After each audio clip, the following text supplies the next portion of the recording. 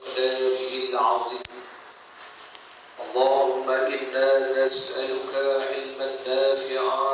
اللهم ya Allah, kurniakan kepada kami ilmu yang bermanfaat, wa rizqan wasi'an, dan rezeki yang luas, wa amalan mutaqabbala, dan amalan yang diterima.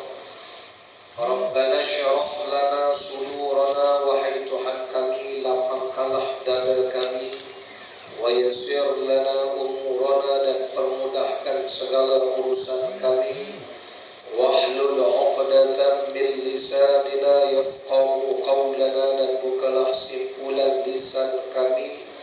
Rabbi zidna ilma, ya Allah tambahi kepada kami ilmu pengetahuan, warzuqna fahma, dan kurniakan kepada kami kefahaman.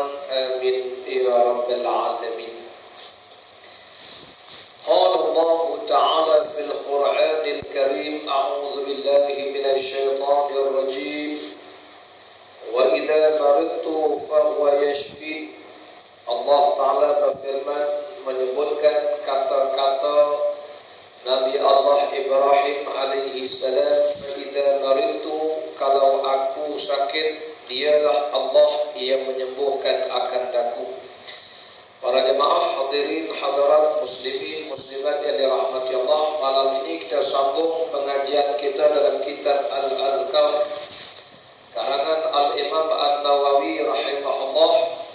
Dalam kitab Adhkar ini, adhkar maknanya zikir, doa yang kita ambil dari Al-Quran dan hadis Nabi SAW, juga amalan para alim ulama. Di mana dalam kitab ini kita memilih bab yang ke-8.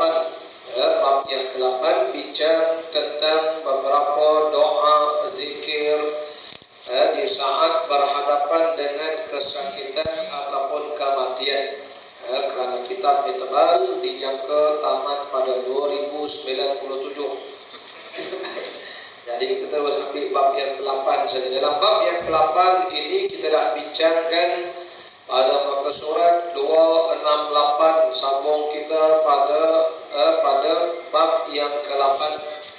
Dalam kitab ini Imam An-Nawawi rahimahullah menyebutkan beberapa adab-adab doa zikir yang kita dianjurkan melaksanakannya sesuai dengan apa yang telah dipimpin oleh Nabi SAW. Jadi sebagai ulangan sedikit, pada bab yang lalu kita dah bincang Rasulullah SAW mengajarkan pada kita, kalau sekiranya seseorang berhadapan dengan musibah kesakitan yang bersangkutan, Nabi berpesan jangan minta mati. Jangan minta mati. Sehingga seorang sahabat bernama Khabab yang disiksa di Mekah, kata Khabab, kalau Rasulullah tak larang kami minta mati, kami minta mati dah hari itu. Tak tahan dengan azab siksaan, sehingga mereka Khabab ni dibakar, dilayur di atas api kerana masuk Islam. Tapi dia kata Nabi larang, dia kata kalau Nabi tak larang memang dia minta mati. Tetapi kalau sekiranya sudah tidak tahan dengan kesakitan yang dihadapi, Rasulullah mengajarkan satu cara, berdoalah. Doanya, ya Allah, hidupkan saya kalau hidup itu baik untuk saya. Hidupkan saya, panjangkan umur saya. Kalau hidup itu baik untuk saya. Dan matikan saya, ya Allah, kalau kematian itu baik untuk saya. Biar Allah yang memutuskan. Jangan kita sebut, ya Allah, kau matikan aku senang. Siapa kata senang? Dia kata biar mati senang. Siapa mana dia tahu? Biar Allah yang memutuskannya. Dan kita dah bincangkan dahulu dalam hadis yang lain, Rasulullah menyebutkan jangan minta mati kecuali di zaman yang telah rosak, zaman yang rosak agama. Kalau terus hidup, makin menjadi fitnah dalam kehidupan. Ini kita dah sebutkan berlaku di beberapa negara di mana umat Islam ditindas, wanitanya dirogol semata-mata kerana Islam. Yang Muslim dipaksa makan khinzir, diseksa kerana bersembahyang. Yang ini tak tak apa mereka minta mati. Kerana wasaknya agama ada yang nak dibunuh semata-mata berakidahkan asyhadu an la ilaha illallah wa asyhadu anna Muhammadar Rasulullah, mereka bunuh. Ini tak apa. Pada tahap itu dimaafkan. Dan demikian juga kita dah bincangkan pada bab yang ketujuh, sunat bagi seseorang berdoa diminta supaya dimatikan di negeri yang mulia, sebagaimana yang ditunjukkan oleh Sayyidina Umar Al-Khattab radhiyallahu anhu. Sayyidina Umar pernah berdoa, ya Allah, kurniakan pada aku mati syahid. Yang pertama. Yang kedua, Sayyidina Umar minta, ya Allah, jadikan kematian aku di negeri Rasul sallallahu alaihi wasallam, yakni di Madinah Al-Munawwarah. Di sini kata para alim ulama, ada pedoman kita digalakkan berdoa mati di tempat-tempat mulia selain negeri yang mulia, juga di tempat-tempat yang mulia. Minta supaya kita dimati syahid, walaupun kita tidak syahid di medan perang. Sabda Nabi SAW, siapa yang meminta mati syahid sungguh-sungguh diberi pahala syahid, walaupun dia mati atas katil, pahalanya pahala syahid. Baik, itu yang pertama yang kita dah bincangkan. Dan mintalah mati di tempat-tempat yang mulia, negeri-negeri yang baik. Malam ini sambung kita pada bab yang ke-8. Qala musannifu rahimahullahu ta'ala, kata al-Imam An-Nawawi, wa nafa'na bi ulumihi fid darain, disunatkan untuk menenangkan orang sakit. Selain kita diajar adab-adab mulia ini, juga diajar kita bagaimana adab kita kalau menziarahi orang yang sakit. Rawaina fi kitab Imam Tirmidzi wa Ibnu Majah, kata Imam Nawawi, kami riwayatkan. Mengapa Imam Nawawi guna kami? Kerana Imam Nawawi belajar hadis daripada gurunya, ada gurunya kepada gurunya, sanadnya itu sampai kepada Imam Tirmidzi dan Ibnu Majah. Dipanggil bersambung dia punya sanad, yang sepatutnya dipanggil rawaina, kami riwayatkan. Di dalam kitab Imam Tirmidzi, Imam Tirmidzi ulama yang mengumpulkan hadis-hadis, demikian juga seorang ulama namanya Ibnu Majah, baik dengan sanad yang dhaif daripada Abi Sa'id Al-Khudri radhiyallahu anhu. Beliau berkata, Rasulullah sallallahu alaihi wasallam bersabda, "Idza dakhaltum 'ala maridin fanaffisu lahu fi ajalihi, fa inna dhalika la yuruddu shay'an wa yutayyibu nafsahu aw kama qala Rasul."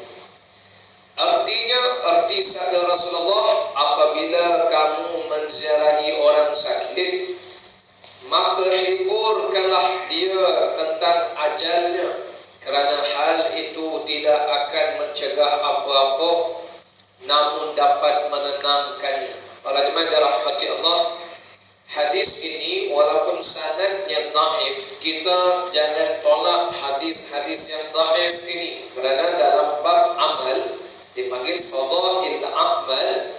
Dalam bab kita nak beramal, tak salah kalau kita menggunakan hadis yang dhaif, kerana dhaif itu dia tetap hadis, cuma kadang-kadang dhaif sebab perawinya. Tapi lebih baik daripada cakap kita yang merapu-rapu ni. Kita cakap bukan hadis. Adapun hadis ini dhaif, walaupun dhaif jangan kita buang, kerana ada sokongan hadis-hadis yang sahih. Jadi ada supportive dokumen dia. Sebab itu Imam Nawawi sebagai ulama hadis sendiri tak buang hadis dhaif ni. Jadi kita nak jadikan amalan, tak apa. Jadi apa amalannya di sini? Amalannya Rasulullah ajar kita, kalau kita dakhaltum, masuk ziarah orang sakit, fanaffisu lahu fi ajali. Fanaffisu ni kita kata beri harapan lah pada dia, beri harapan. Jangan kita masuk tak ada harapan. Pengalaman saya orang macam ni tak lama. Itu namanya buang adat dipanggil. Itu yang diajar oleh Rasul, bukan begitu. Nabi kata beri harapan.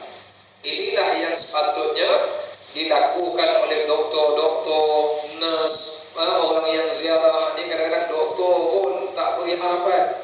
Doktor cakap depan pesakit, awak ni tak lama sebenarnya. Saya ingat almarhum sahabat saya Ustaz Azman Bidin rahmatullah alaih, meninggal. Dia kena kanser limpa. Doktor cakap dengan dia, awak ni 6 bulan. Tapi Allah takdirkan umurnya panjang 16 tahun. Doktor yang cakap tu mati. Doktor tu mati. Dia cerita kat saya, saat masa tu down, tapi dia ada kekuatan. Kekuatan dia adalah kerana dia rajin baca Quran, ngajar Quran. Itu dia kekuatan dia. Dia bertahan sehingga dia dilantik sebagai panel untuk beri semangat kepada pesakit-pesakit.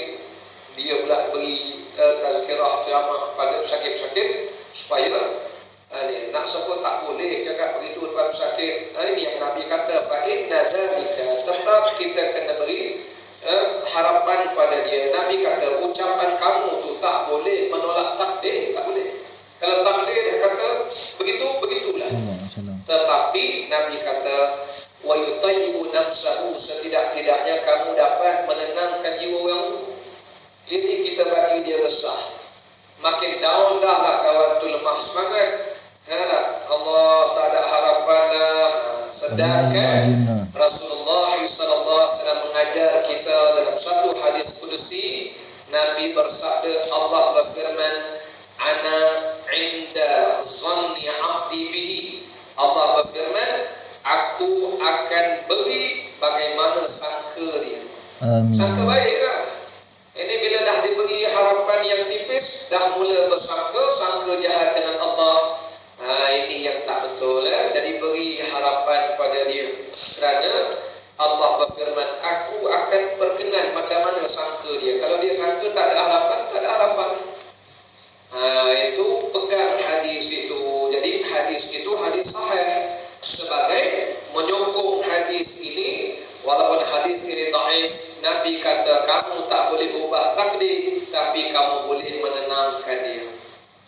Kamu boleh memberi harapan pada dia. Itu adab kita.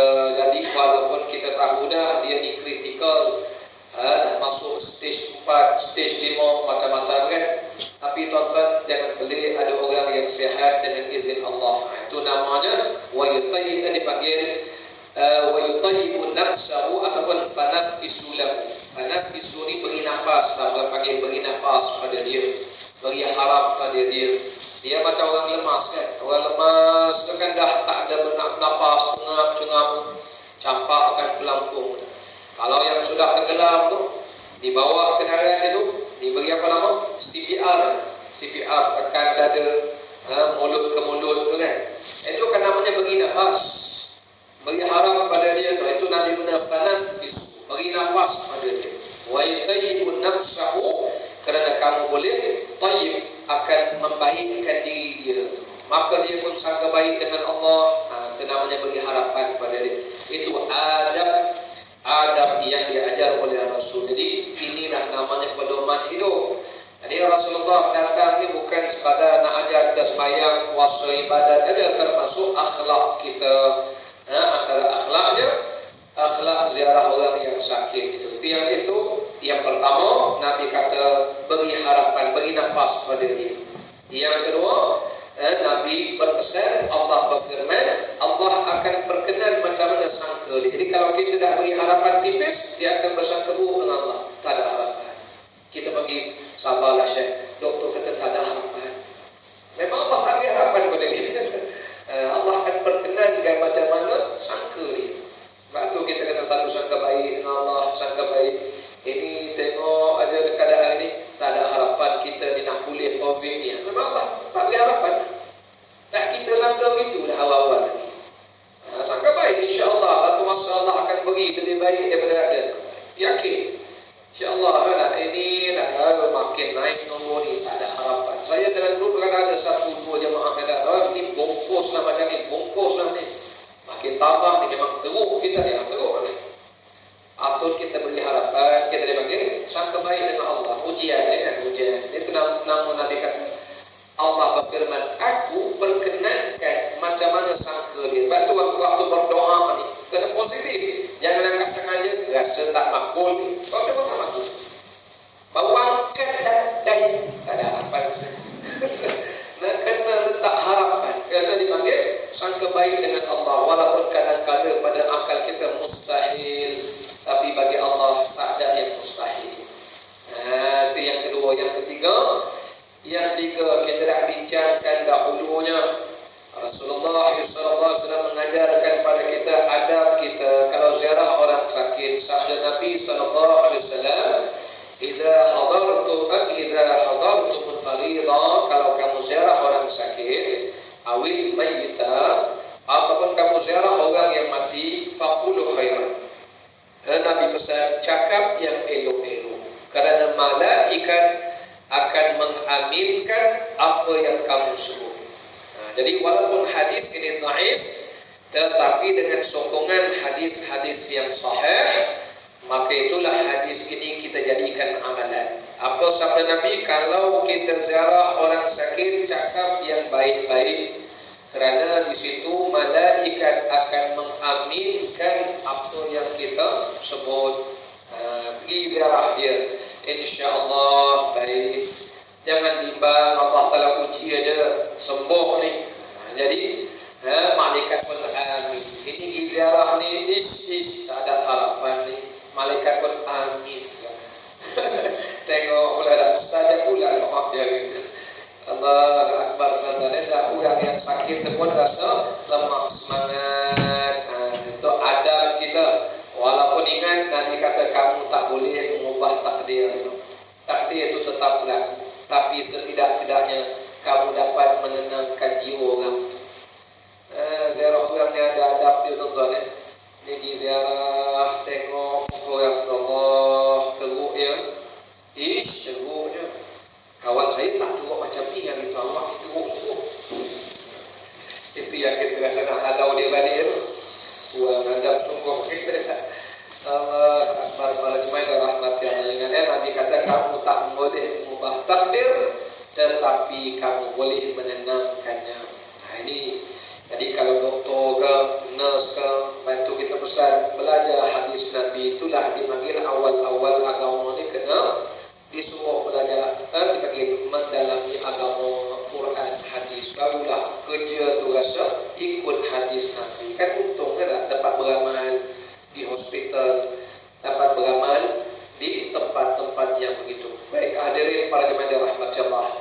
Hadis Ibnu Abbas yang berbunyi la ba'sa tahurun, insyaallah pada bab sebelumnya juga sudah mencukupkan hadis ini. Maknanya kita tak baca lagi hadis itu pada muka surat 264 itu. Walaupun hadis ini dhaif, tetapi disandarkan dengan hadis yang sahih. Kalau tuan-tuan ada kitab, buka muka surat 264 pada bilangan 403. Dalam hadis sahih itu Rasulullah mengajarkan kita kalau kita ziarah orang sakit, antara doa yang kita baca la ba'sa tahur, insyaallah. La ba'sa maknanya don't worry, no worries. Jangan bimbang, tak perlu bimbang. Never mind, la ba'sa tahur. Tahur ni maknanya sembuh. Asal kalimat tahur tu benda kotor kita cuci bersih, itu tahur. Dari Nabi pesan doakan dia bersih, insya-Allah. Baik. Para jemaah dirahmati Allah, jadi hadis itu sahih. Jadi nak sokongan kepada hadis ini. Ini adab kita ziarah orang sakit. Dan kita belajar hadis ini, selain kita nak doakan orang sakit, nak tenangkan orang sakit, besok-besok kalau kita sakit pun inilah akhlak kita. Jangan sangka buruk dengan Allah Ta'ala, sangka baik dengan Allah banyak-banyak. Ini kita beri semangat pada dia, insya-Allah sihat.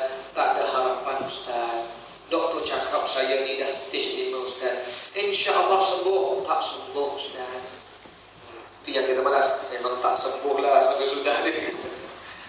Bersangka buruk sangat dengan Allah. Jangan ya, jangan tuan-tuan. Walaupun kita tak boleh mengubah takdir, tetapi biar kita kena tenangkan jiwa kita, bersangka baik dengan Allah Subhanahu wa Ta'ala. Habis dalam bab yang 8 ini.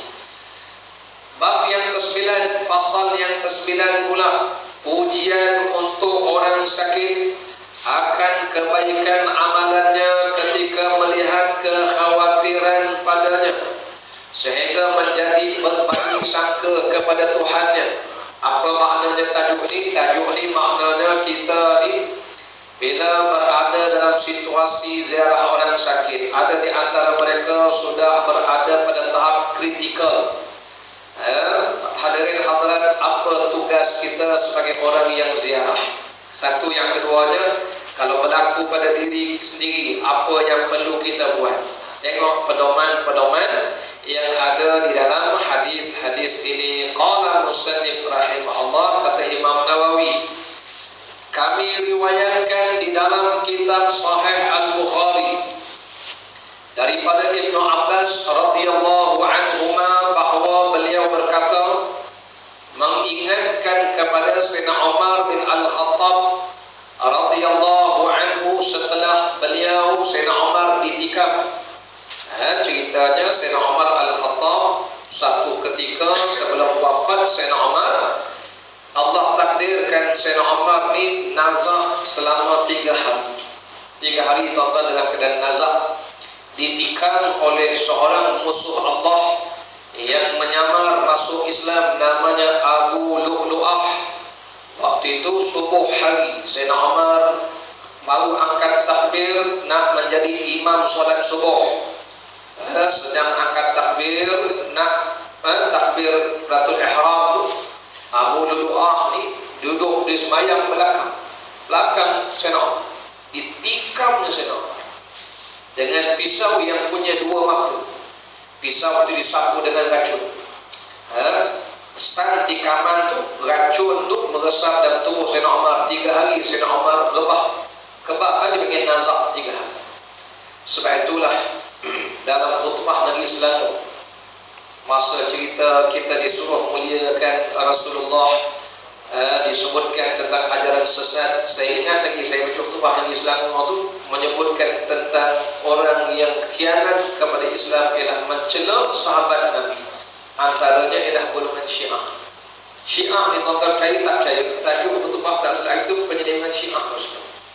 Antara disebut dalam khutbah tu, antara kejahatan Syiah ialah mengagungkan Abu Lu'lu'ah yang pernah membunuh Sayyidina Umar. Senyap dia, bukan Syiah saja kan? Ada tahu ada Syiah tuan-tuan, dia agungkan Abu Lu'lu'ah. Allah Rabbi Tayyib. Jadi Sayyidina Umar ni ditikam 3 hari nazak Sayyidina Umar. Jadi waktu Sayyidina Umar nazak tuan-tuan, bila orang tak sakit ni memang berkecamuk tuan-tuan, camuk perasaan dia. Maka datang sahabat bernama Abdullah bin Abbas, digelar Ibnu Abbas. Ibnu Abbas ni sepupu Nabi SAW. Antara 10 orang sahabat yang banyak meriwayatkan hadis ialah Abdullah bin Abbas.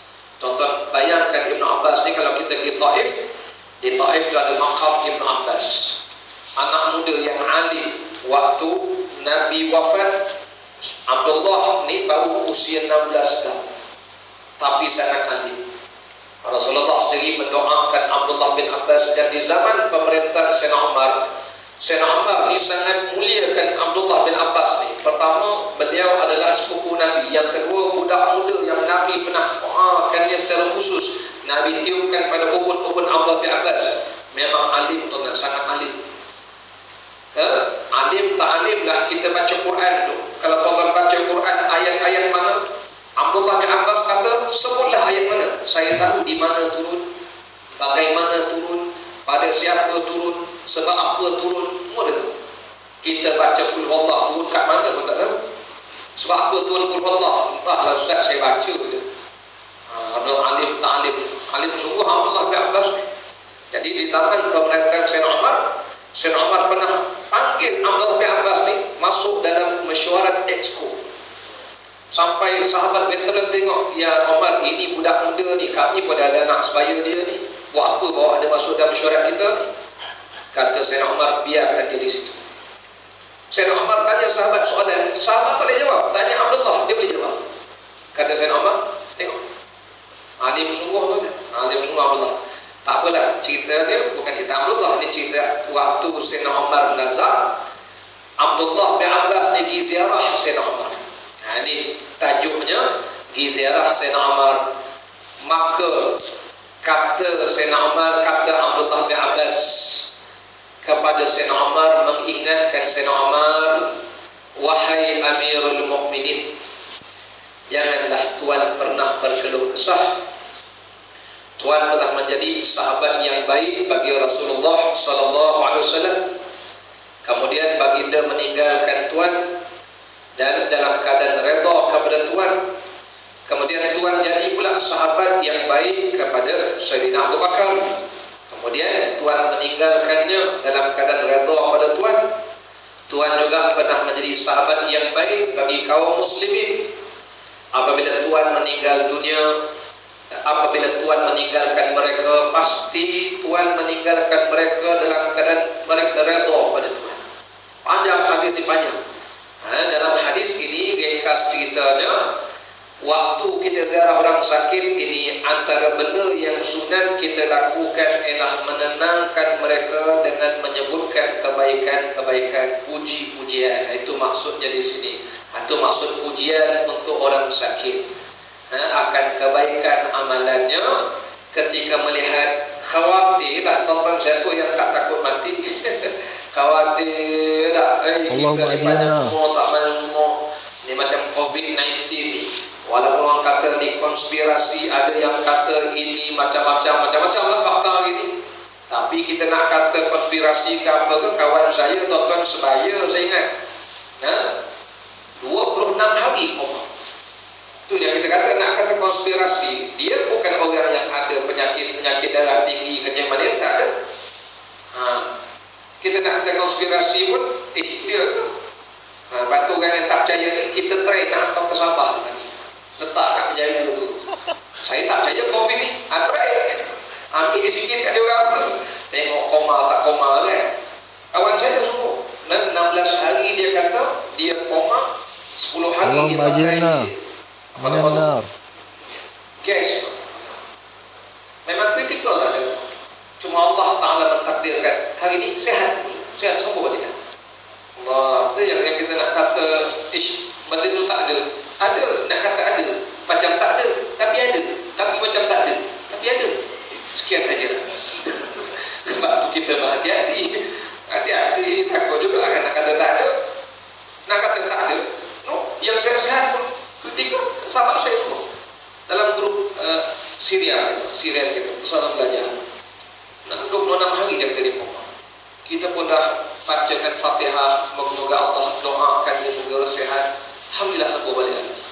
Dan dia menulis satu buku mengarang bagaimana pengalaman hidup dia menghadapi suasana 26 hari. Buku dia dah jual, kita tanya dia kalau dia jual boleh baca. Tak apalah, cuma kita nak sebut apa kita nak buat, menenangkan mereka dengan menyebut kebaikan-kebaikan. Jadi datanglah Abdullah bin Abbas mengingatkan pada Sayyidina Umar. Apa kata Abdullah bin Abbas? Ya Amirul Mukminin, wahai Amir, pemimpin orang beriman, jangan Tuan berkeluh kesah. Dalam suatu riwayat yang panjang menceritakan masa tu Abdullah masuk, pegang tubuh Sayyidina Umar, picit badan Sayyidina Umar, kerana hubungan yang rapat antara Abdullah bin Abbas dengan Sayyidina Umar. Jadi beliau picit Sayyidina Umar, urut-urut Sayyidina Umar, tenangkan beliau. Antara ucapan Abdullah kepada Sayyidina Umar, Tuan pernah bersahabat dengan Nabi SAW, sahabat baik dengan Nabi. Maknanya, saya kata Abdullah bin Abbas, ini tubuh Sayyidina Umar ni, Abdullah sebut depan Sayyidina Umar, tubuh ini tidak akan dimakan neraka. Betul tuan-tuan, Sayyidina Umar ni antara 10 sahabat mubashiruna bil jannah, 10 sahabat yang Nabi sebut Abu Bakar di syurga, Umar di syurga. Orang yang takkan disentuh neraka. Ya. Dipuji-puji. Jadi dipuji masa tu untuk beri semangat. Yalah tuan-tuan dah beri semangat. Dan Sayyidina Umar ni kata Abdullah bin Abbas, tubuh yang takkan disentuh neraka, kerana Rasulullah pernah sebut Orang pertama yang akan dapat amal tangan kanan siapa dia? Sayyidina Umar. Nabi dah ijtihad. Orang pertama nanti dapat amal tangan kanan Sayyidina Umar. Sebab itu kita tak bersetuju dan memang tak akan bersetuju dengan Syiah yang mencela Sayyidina Umar. Kita tak setuju. Allah Rabbi, kita ni tak tahu tangan mana besok ambil. Tapi Sayyidina Umar itu telah Nabi sebut orang pertama menerima buku amal tangan kanan Sayyidina Umar. Itu jasad yang takkan disentuh neraka. Jadi Abdullah bin Abbas sebut begitu depan Sayyidina Umar, ini jasad yang tak dimakan neraka. Kerana Tuhan pernah bersahabat baik dengan Nabi SAW. Lalu kata Sayyidina Umar, itu adalah kurniaan Allah pada saya. Kita panggil anugerah Tuhan. Itu rendah diri Sayyidina Umar kan. Lalu kata Abdullah bin Abbas lagi, Tuhan juga pernah setelah wafat Nabi, Tuhan pernah bersahabat dengan Sayyidina Abu Bakar. Maknanya Nabi wafat, Sayyidina Abu Bakar jadi pemimpin, Tuhan juga sebagai penyokongnya bersahabat dengan Sayyidina Abu Bakar. Jadi waktu bersahabat dengan Nabi, Nabi redha dengan Tuhan. Waktu bersahabat dengan Sayyidina Abu Bakar, Sayyidina Abu Bakar pun redha dengan Tuhan. Radhiyallahu anhu. Kata Sayyidina Umar, itu semua anugerah Allah kepada saya. Allah bagi, maknanya bukan saya yang hebat, Allah yang bagi. Kemudian Tuhan jadi pemimpin kepada orang Islam. Orang Islam semua akan redha dengan Tuhan, pasti berkereta. Lalu di akhir hadis itu kata Sayyidina Umar, fadzalika manna minallahi alayya bihi. Itu semua adalah anugerah Tuhan. Maknanya bukan saya yang bikin, bukan saya yang buat semua itu semuanya Allah yang bagi pada saya. Itu cara menenangkan orang yang dalam keadaan nazar. Itulah kita ziarah, insya-Allah Tuhan nak begitu puji dia, sebutkan kebaikan-kebaikan dia. Amin. Supaya dia merasa tenang. Baik, itu kisah Sayyidina Umar Al-Khattab. Kami, kata Imam Nawawi lagi, kami riwayatkan di dalam kitab Sahih Muslim daripada Ibnu Shumaysah. Beliau berkata, kami menziarahi Amr bin Al-As, baca Amr bin Al-As, ketika akan meninggal dunia. Ketika itu beliau Amr terus menerus menangis dan menghadapkan wajahnya ke dinding.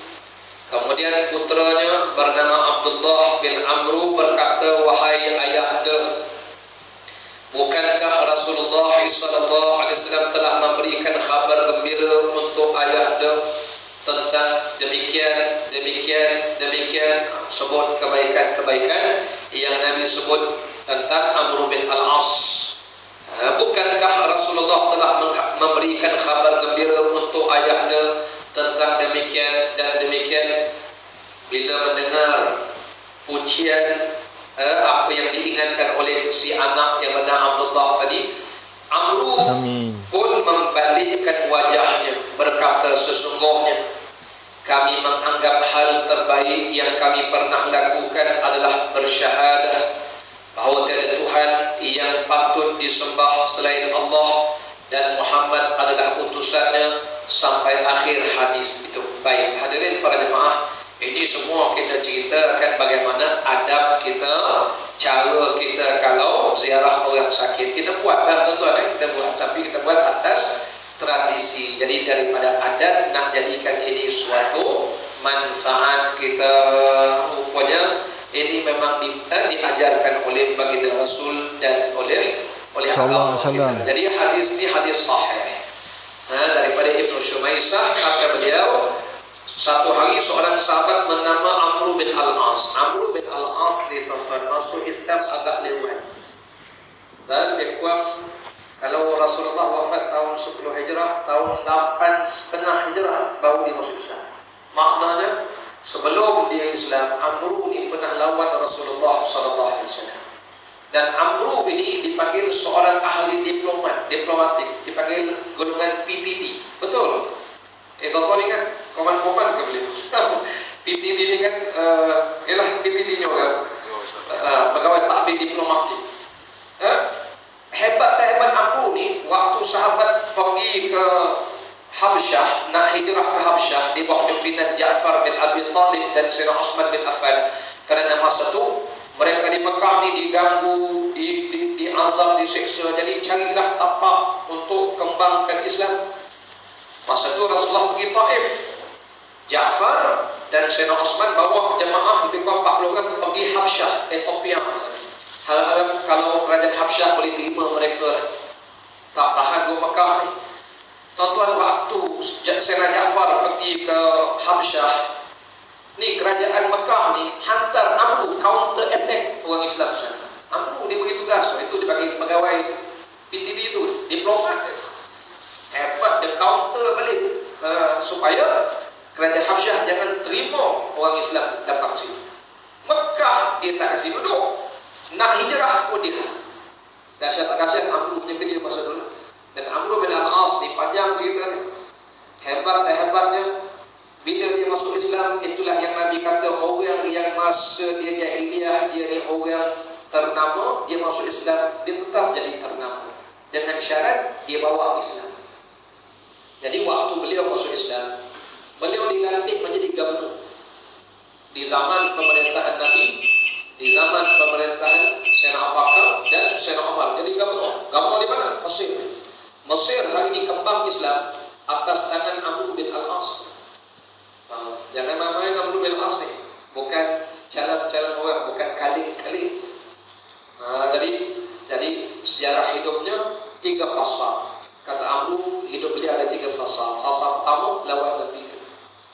Jadi itu yang bila nak mati itu menangis itu ingat zaman jajahan dulu, zaman Pok Yegi, Agogo, zaman mula Opel Potter, Saturday Night Fever, Takes Away, tangan ke atas kan maksud tu kan, Saturday Night Fever kan. Tonton macam dah lupa. Itu yang nak mati tu kan, bukan ketawa, nangis kan. Bukan pergi. Yalah zaman lah, masa tu yang Supply, Bonnie M, tu dah lupa. Saya tak tahu kawan-kawan begitu. Jenis-jenis geng-geng Careless Whisper maksudnya. Scorpion. Ya Allah, tapi bukan saya okey. Kawan-kawan itu sebuah dadaan zaman ni kita dah tak kerti dah. Zaman ni banyak geng okey bukan Korean tak main dah kita ni. Dia dimsum yang geng tak main dah. Dulu ingat semua tu. Jadi nak mati dia menangis. Amru dah dengar nak mati, teringatkan zaman dulu lawan Nabi. Pegang lawan Nabi ni, waktu dia masuk Islam, sebelum buka kota Mekah. Mekah dibuka tahun 8 Hijrah, 6 bulan. Beliau bersama dengan Khalid Al-Walid masuk Islam. Waktu Islam makin kuat sehingga dapat bebaskan kota Mekah. Dan Amru ditugaskan bawa Islam pergi ke Mesir. Waktu tuan-tuan kalau di Mesir, tuan-tuan akan dibawa ke suatu masjid namanya Masjid Amr bin Al-As di Fustat, itu Fustat. Ke tuan-tuan pergi Mesir tak ziarah? Tadi nanti tahun depan ikut saya, susah itulah tuan.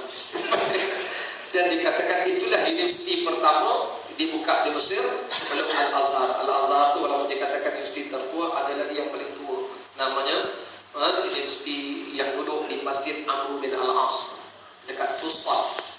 Allah, panjang cerita tentang Amr bin Al-As ni. Jadi hebat, memang hebat. Pernah jadi gubernur di Syam, pernah jadi gubernur di Palestin. Semuanya mentadbir macam mana nak kembangkan Islam tugasnya. Jadi bukan buat bisnes saja, diplomat yang besar Amr bin Al-As. Jadi waktu nak wafat tu, Amr menangis, teringatkan zaman-zaman tu. Satu fasa kedua, fasa beliau. Waktu kata Amr bila anaknya menenangkan, wahai ayah, kan Rasulullah dah bagi kabar gembira untuk ayah bagian. Memang tuan-tuan Nabi puji Amr bin Al-As ni macam-macam lah. Dan juga Amr bin Al-As ini anaknya tenangkan, menyebut kebaikan yang pernah beliau lakukan. Hadirin para jemaah yang dirahmati Allah Taala sekalian. Jadi fasa kedua, fasa Amr kata